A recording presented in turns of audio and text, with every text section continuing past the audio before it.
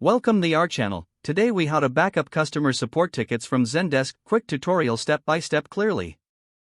To backup customer support tickets from Zendesk, first, log in to your Zendesk account.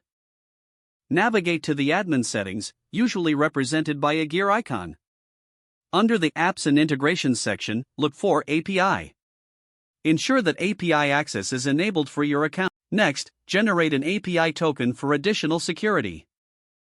Once the token is created, take note of it for later use. Now, open a new browser tab and go to the Zendesk API documentation site. Locate the export section in the documentation for detailed instructions. Choose the ticket's endpoint for backing up ticket data. You can use a tool like Postman or curl to send requests. If using Postman, create a new request and select the GET method. Enter the API endpoint for tickets. In the Authorization tab, select Basic Auth and input your email and API token. Now, click Send to retrieve the ticket data. This will return a JSON response containing all your support tickets. To organize this data, consider converting the JSON file to CSV format. Next, open a CSV converter tool online or use Excel. Paste the JSON data into the converter and initiate the conversion.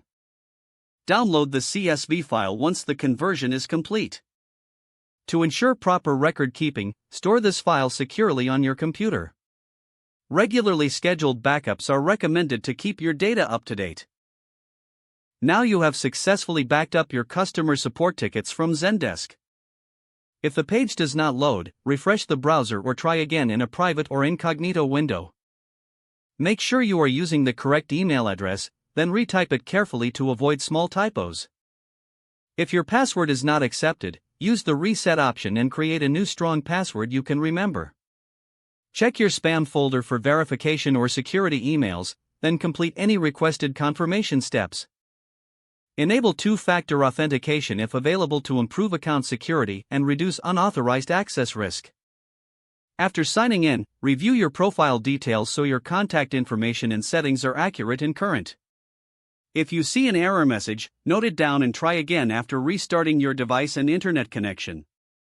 Don't forget to like this video and subscribe to our channel for more step-by-step tech guides.